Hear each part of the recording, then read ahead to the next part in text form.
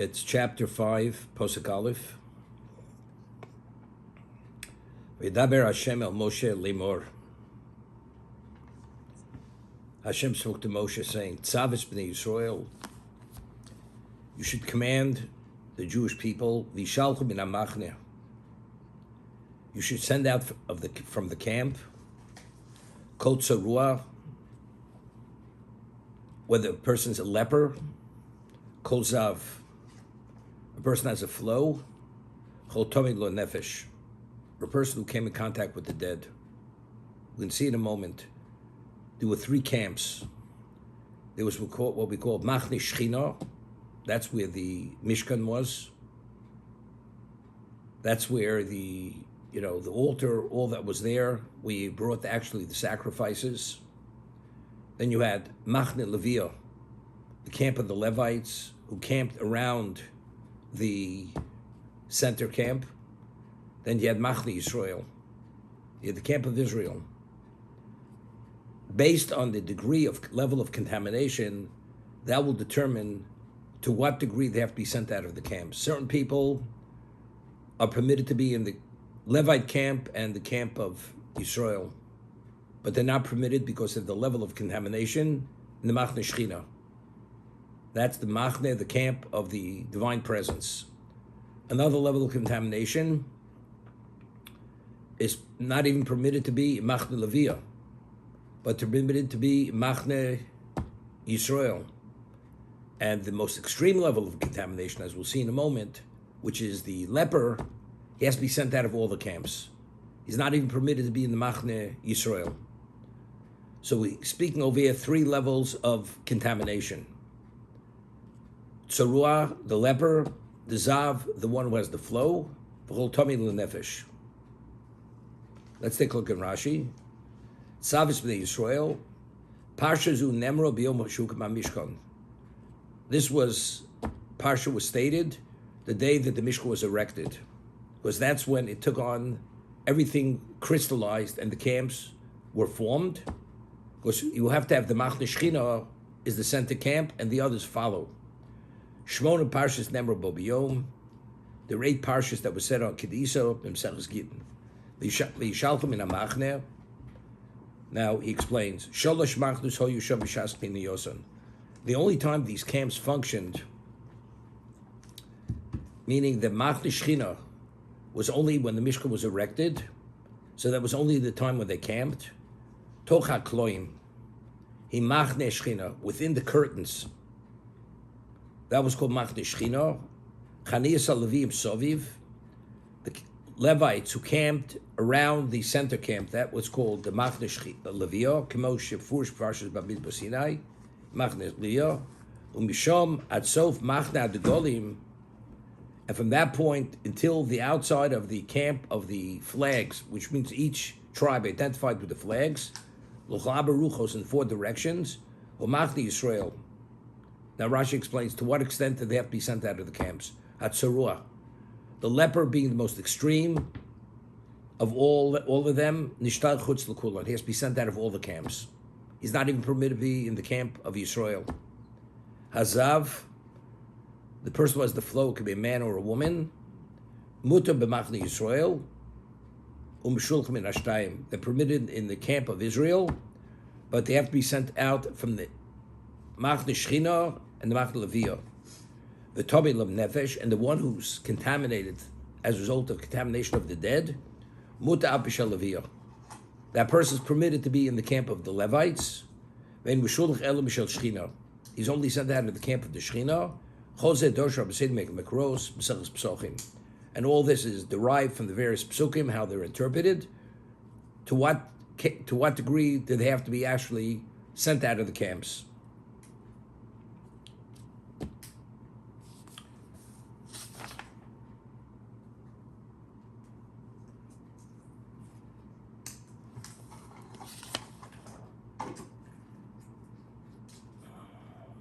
So over here,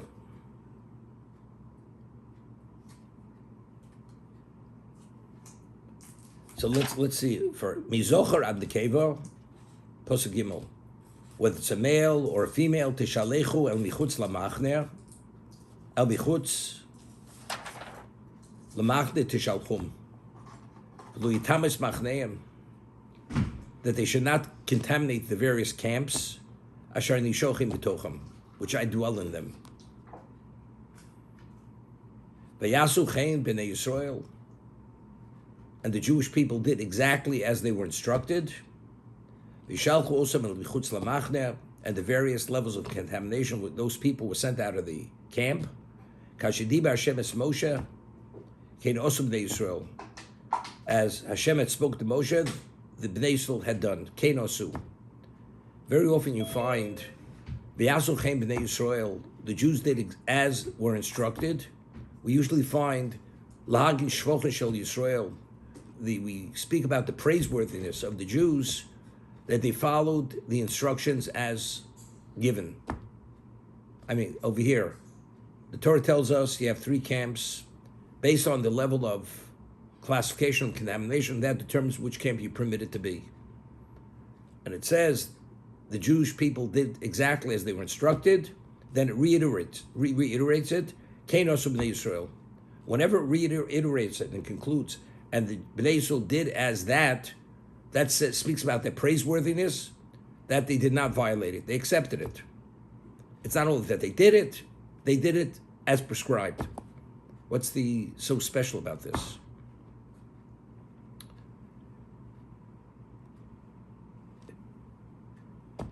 We find that when it comes to relationships, especially a person initially who's accepted, it's part of a social class.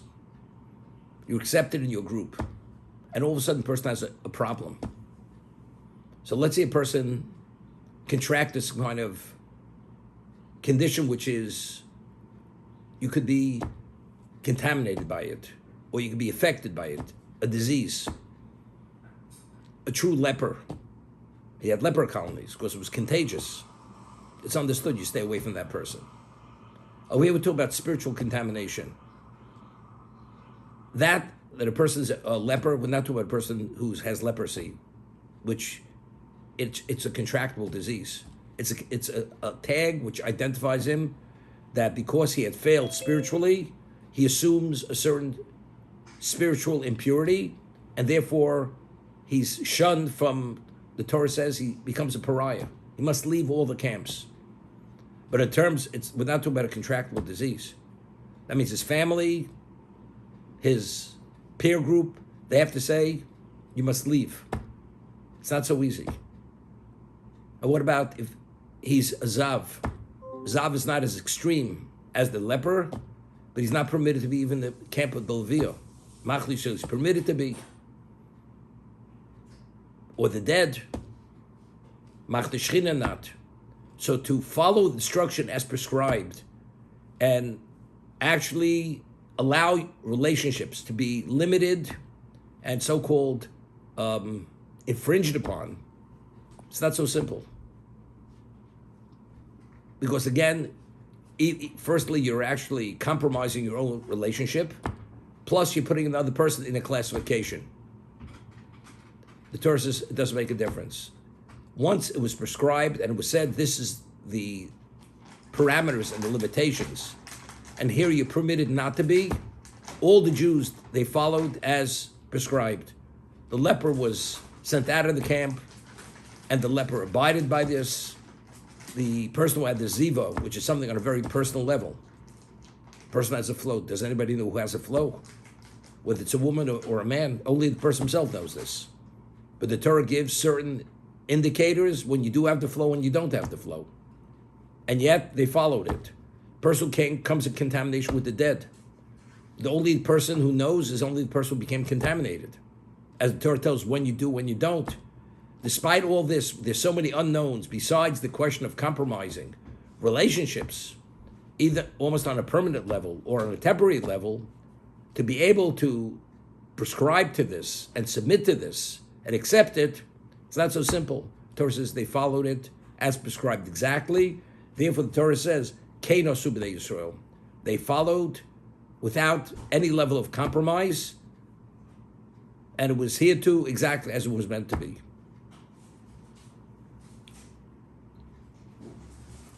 But the Torah says, why must you observe this? Why must you adhere to this? Even though we have the Machne Shechina, the camp of the Shechina, which is as he said, Tocha Kloim, that's within the Kloim means the curtains, where that's what the Mizbeach was, all that was the holiest camp. But nevertheless, because all the other camps are associated with the center camp, the Kedusha filters all the way down. Within that structure, the Shechina is within every one of these camps.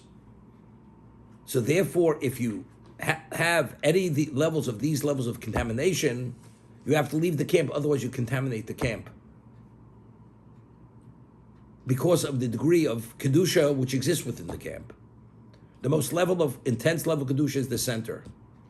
Next is the Machne Levio, with the Leviimor. And the third is the Machne Yisrael. But listen to this over here. It's a beautiful Balaturim. The next posuk K. Vaydaber Shem Moshe Lema, Daber el b'nei Yisrael, Isha kiyasu mikol chato se'odom. Limo mal b'Hashem.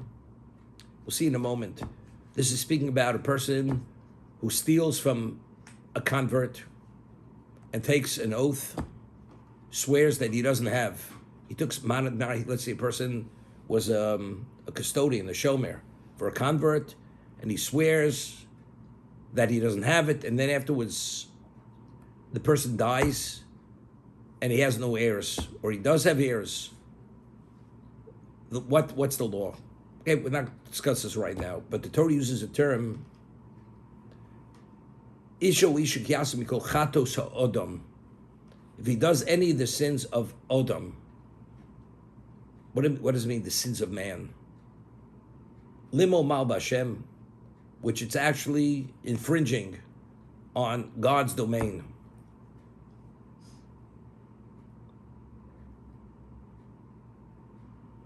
So over here, there's Balaturim. He says over here, Ki yaseh mikol chatos odom, soma chatos odom lishluach tamein. The Torah juxtaposes this law that we're speaking now. We're speaking, let's say, a person's a motive in mikzas. We spoke about at length. A person makes a claim against someone else, and it's stated by the laws of the custodian. He says, I gave you 2 vessels, and the person says, you gave me 1 vessel. I gave you so much money for safekeeping, and the person says, no, it was a partial admission. You have to take a Torah oath. The Torah, if he swears, he has to take a shvur doraisa, Torah oath. What happens if he swears and afterwards it's found that he lied, and he admits he lied? What is the penalty? We'll see. That's what Torah discusses over here. But before we speak about that, he says, the Torah juxtaposes the sin of the Odom to the laws of contamination, where you have to be sent out of the camps. The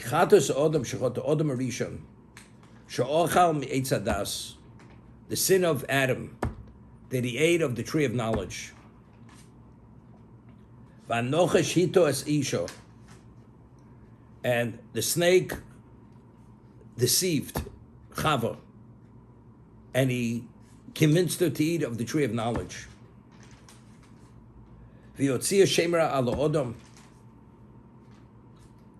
she went and she said to God, she encouraged her husband to eat from it.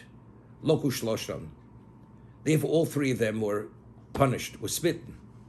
The snake was smitten, was punished, as the Torah tells us in a moment, told us back there at the time of the story. Chava was punished. There was a consequence, and Odom was punished. He explains. Anochosh b'tzaras. Once mentioned this. The snake originally had legs and walked, stood on 2, did not slither on his belly, and it did not have any rings like psoriasis on its skin. It was smitten, it was punished, it became a leper. Every snake has rings on its skin. That's psoras. Ho'isha beziva. The woman until then was not a menstruant. She did not have a flow, which contaminates. V'odam b'misa.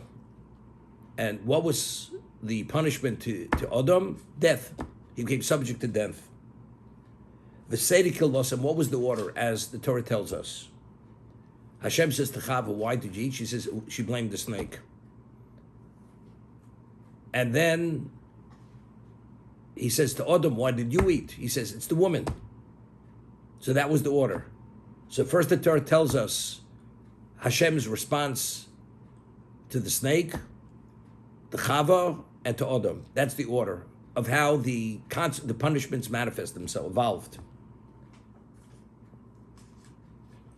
The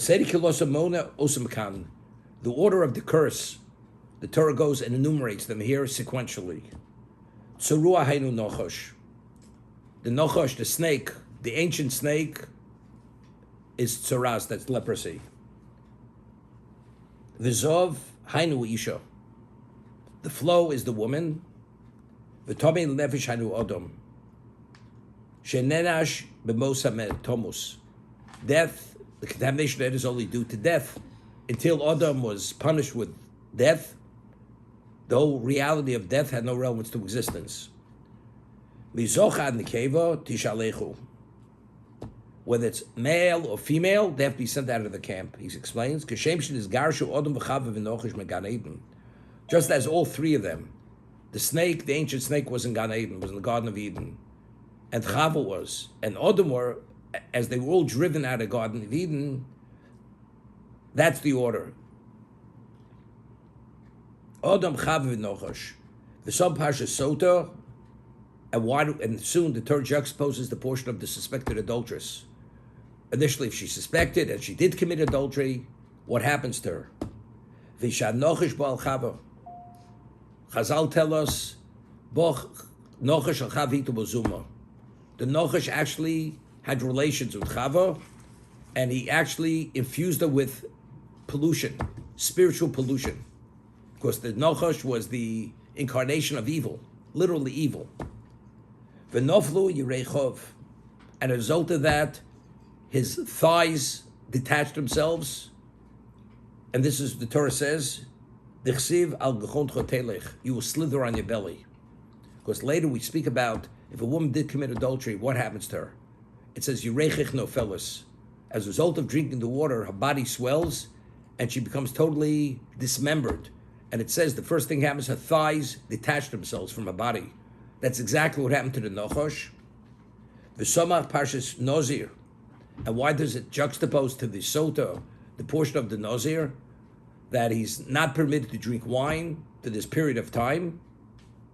Al Shem Pri She'ochal Odom Rishon. What was the fruit of the Eitz Hadas? There's a question in the Gemara, in Sanhedrin. According to one opinion, it was the grape. Rameir says it was the grape. Why was the Eitz Hadas the grape? Even though he says he has no proof, but it would be logical to say, because the greatest tragedy that comes upon society and humanity is drunkenness. People destroy their lives. And since the majority of drunkenness comes from wine, therefore it makes sense that just as that continues to undermine and destabilize society, the original fruit that undermined society was the grape. That's Rameir's position. So therefore we speak about the Nazir, which is what? Is the wine. He's not permitted not only to drink wine, any grape derivative, even grape skins, nothing, he's not permitted. Anovemu invur inve rosh. The grapes, it's like the grapes of wrath. Therefore, that's the order over here. First we speak about contamination, then we speak about the adulteress, and then we speak of the Nazir, because that was the order.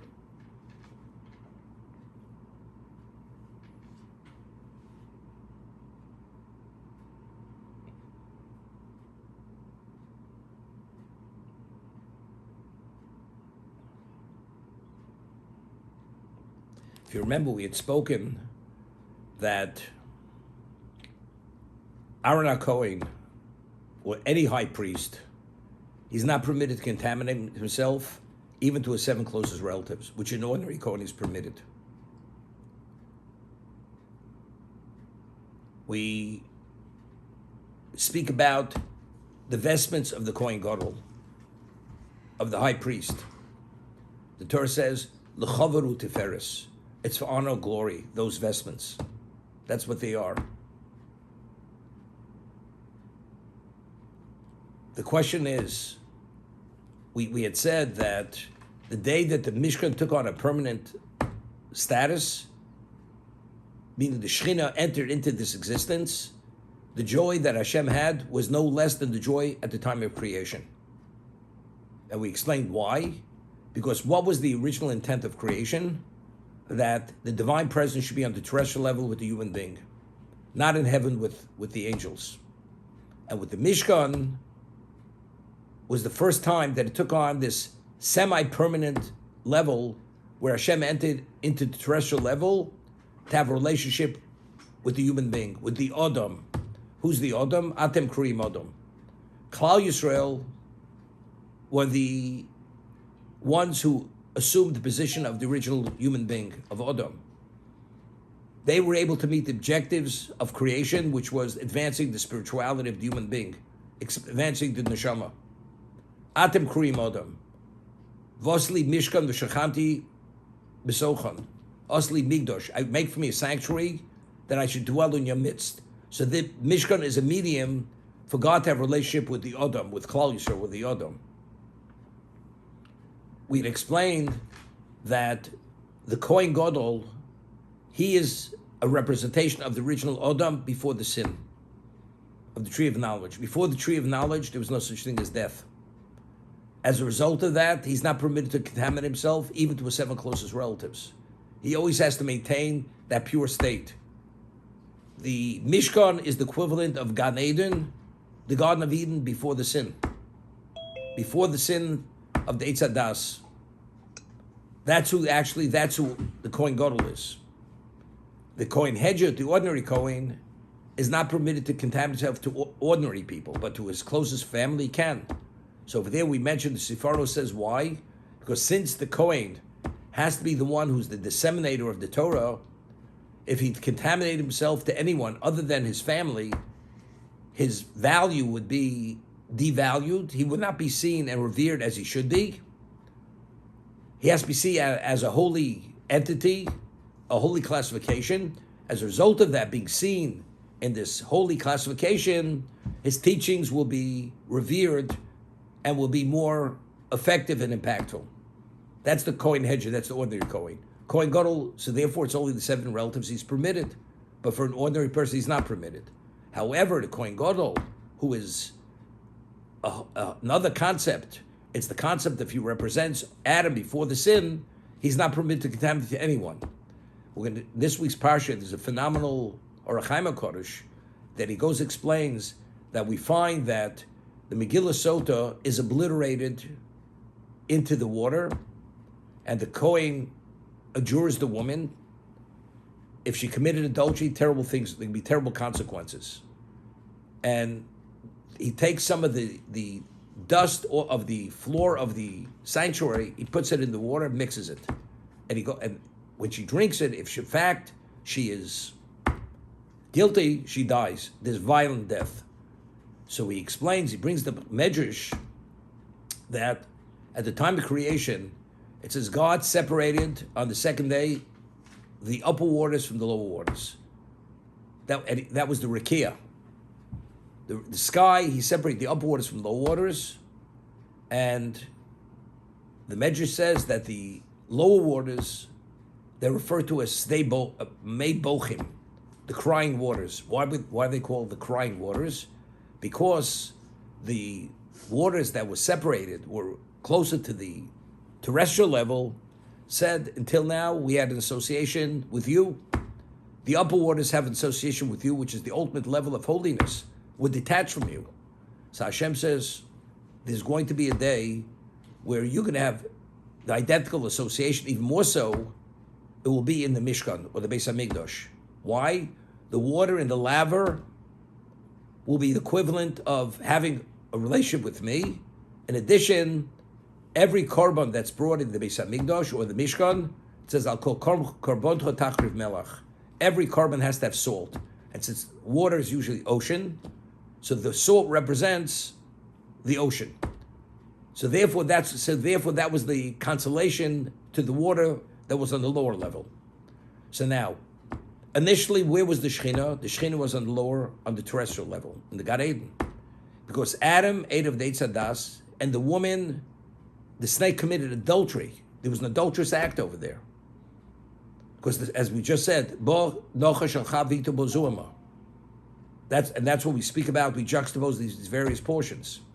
So here, the Shekhinah is on the terrestrial level in the Mishkan, and that's why you take the earth from the dust of the Mishkan and mix it into that water. Because here finally Hashem has come and is associated with the terrestrial level, which was the original intent of creation, and the water on the terrestrial level is the equivalent even greater than above heaven. And now this woman, as a result of a deliberate act of committing adultery, she's driving out the Shekhinah. So how does the water and how does the earth react? It becomes violent. When we say the water, it's the Malach, meaning the angel which oversees the water on the terrestrial level, and the earth on the terrestrial level, they react violently. And that's the reason why the woman dies so violently. Because here, as a result of her act of adultery, again, she's driving the Shekhinah out of the terrestrial level to ascend from this location, because again, she's putrefying the Klal Yisrael, which are considered the location of the Shekhinah. And that's why she died such a violent death. But in fact, if she did not commit adultery, it only has positive effect on her. If she was infertile, she becomes fertile. She had difficulty giving birth, she easily gives. If she had ugly children, the children are beautiful. Everything goes in the extreme to the positive. But again, that's how Orach Chaim explains why the woman who commits adultery, why there's such a violent reaction if she did. So again, but it all has to do with originally the order. The tsaruah, the snake, the ziva, the flow is the woman, death is the man, and we speak about the Eitz Hadas was the grape, and that's when we speak about the Nazir. So again, it goes in order, and the Nazir follows the Sota, because Chava that was the consequence to Chava. Of course, factually, she was the subject of the adultery, even though she was raped, basically. Or she was seduced. She was talked into it by the snake, by the Nochosh, and then followed with Adam eating of the Eitz Hadas.